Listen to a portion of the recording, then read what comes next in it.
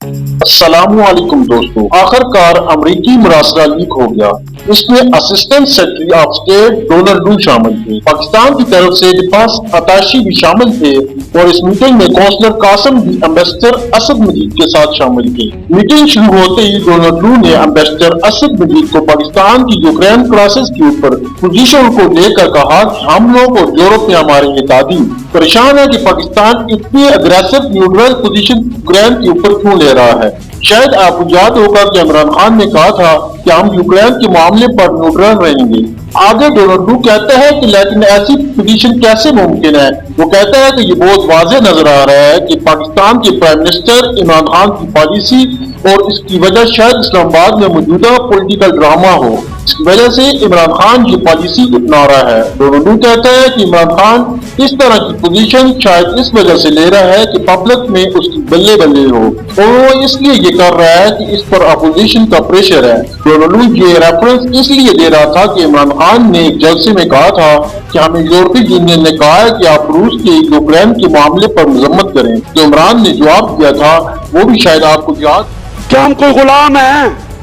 نے امبیسڈر اسد مجید نے اس پر جواب دیا کہ آپ سچویشن کو جس طرف لے رہے ہیں یہ درست نہیں۔ پاکستان یوکرین کے اوپر جو پوزیشن ہے وہ تمام اداروں اور حکومت نے مل کر فیصلہ کیا ہے، ہم نے یہ پوزیشن لینی ہے، صرف عمران خان اس کا قصوروار نہیں۔ روس اور یوکرین کے معاملے کے ساتھ نیوٹرل رہنا چاہتے ہیں، بلکہ یہ تمام ایجنسیوں کا مشترکہ فیصلہ ہے۔ آگے وہ کہتا ہے کہ پاکستان نے کبھی بھی اس طرح کی ڈپلومیسی نہیں کی۔ جو پبلک میں باتیں ہوئی اس کی وجہ یہ تھی کہ جو یورپی ایمبیسڈر نے پاکستان کو جو خط بھیجا تھا وہ اینٹی گیٹس کے خلاف تھا، یورپی یونین نے سفارتی آداب کے خلاف حرکت کی تھی، اس لیے عمران خان نے اس کو پبلک میں جواب دیا کہ ہم کوئی غلام ہیں، جو آپ کہیں ہم کر لیں۔ اسد مجید آگے کہتے ہیں کہ اس معاملے میں پاکستان ہوتا یا امریکہ ہوتا، جس طرح یورپی یونین نے حرکت کی تھی وہ عوامی سطح پر جواب دینے پر مجبور ہو جاتے، ہم نے بھی وہی کیا۔ آگے لکھتے ہیں کہ میں نے ڈونلڈ رو سے پوچھا کہ امریکہ کا پاکستان کے خلاف اتنا سخت رد عمل کیوں ہے؟ کیا وہ اس لیے سخت ہے کہ پاکستان نے یونائٹڈ نیشن میں روس کے خلاف ووٹ نہیں دیا؟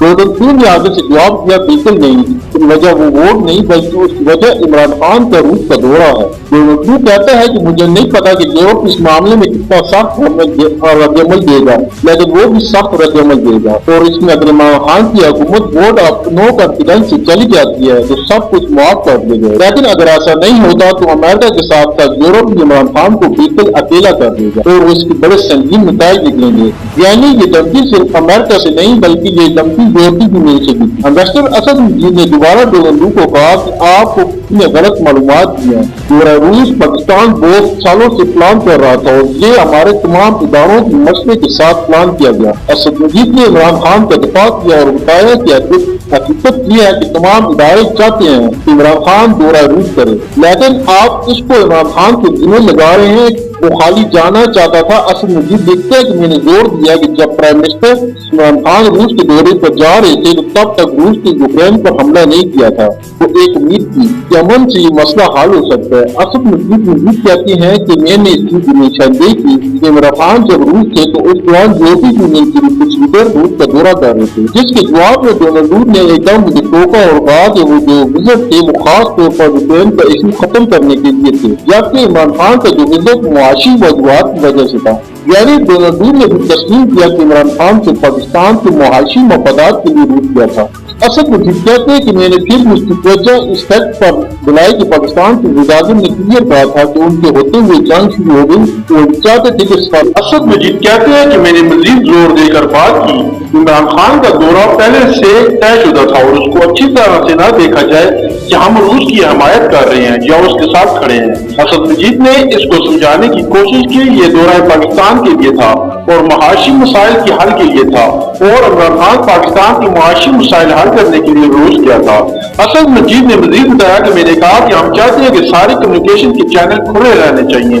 یعنی ظاہر ہے اگر عمران خان دورہ روس چھوڑ کے آ جاتے اور روس سے تعلقات خراب ہو جاتے۔ اس کے بعد اس نے کہا کہ ہماری جو اس کے بعد اسٹیٹمنٹ تھی یو این اے میں ہماری اسپوک پرسن کی طرف سے تھی، اس میں کلیئر کہا گیا کہ کوئی کسی کو تھریٹ نہ کرے، کوئی کسی کو فورس نہ کرے اور کوئی کسی پر حملہ نہ کرے، یہ سب کچھ ہم نے UNO میں کہا تھا، پھر ڈونلڈو سے کہا پاکستان افغانستان اور کشمیر کے حوالے سے بہت سے پریشان ہے، اور روس کے دورے کی یہ وجہ تھی کہ افغانستان کے معاملات میں اس کے ساتھ ڈائریکٹلی لنکڈ ہے، اور روس کا افغانستان نے ایک اثر و رسوخ کیا ہے، اس لیے ہم روس کے ساتھ تعلقات ٹھیک رکھنا چاہتے تھے، کیونکہ ہمیں یہ خطرہ تھا کہ افغانستان میں اگر حالات خراب ہو جاتے ہیں تو پاکستان پہلے ہی اس بڑی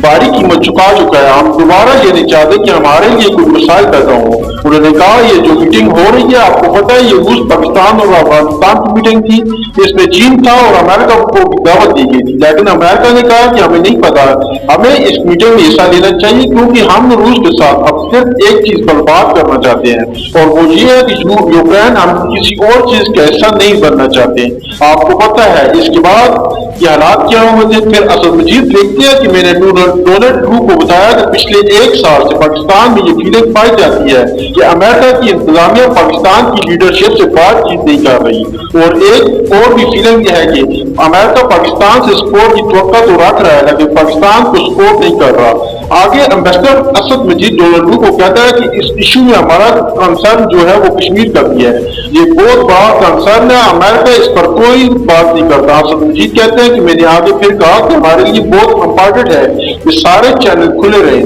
اور اس کے بعد اسد مجید کہتے ہیں کہ ڈونلڈ نے بتایا کہ واشنگٹن میں یہ سوچ پائی جاتی ہے کہ پاکستان کی پولیٹیکل ٹرم ختم ہو جائے تو پھر امریکہ پاکستان سے رابطہ بحال کرے، مطلب جب ووٹ آف نو کانفیڈنس ہو جائے تو ہمارا عمران خان کی حکومت گر جائے تو ہم پاکستان کی جو نئی حکومت ہوگی اس سے۔ اسد مجید نے کہا کہ میں نے اپنی پوزیشن دوبارہ واضح کی کہ ملکوں کو مجبور نہیں کرنا چاہیے۔ انہوں نے یہ بھی کہا کہ ہم نے یہ بھی دیکھا ہے کہ آپ بھارت کا دفاع کرتے ہیں، حالانکہ وہ روس کی مذمت نہیں کرتا ہے، لیکن آپ پاکستان پر دباؤ ڈال رہے ہیں، تو اس پر ڈونلڈ جواب دینے سے اترا گیا۔ اسد مجید کہتے ہیں کہ میں نے امید ہے کہ جو عمران خان کی روس کی بجٹ ہے اس کا ہمارے دو طرفہ تعلقات پر اثر نہیں آئے گا۔ اس پر جواب دیا یہ بڑا امپورٹنٹ ہے۔ ڈونلڈ نے کہا کہ میں اس پر ہمارے معاشرے میں یہ ڈانٹ پڑ جائے یہ ختم ہو جائے گا اگر یہ نہیں ہوتا، یعنی عمران خان کی حکومت نہیں جاتی اور ٹوٹل حکومت نہیں آتی تو پھر ہمیں عمران خان کو ٹکر دینی پڑے گی اور ہم دیکھیں گے کہ آگے اس کا کیا علاج کرنا ہے۔ اسد مجید اپنی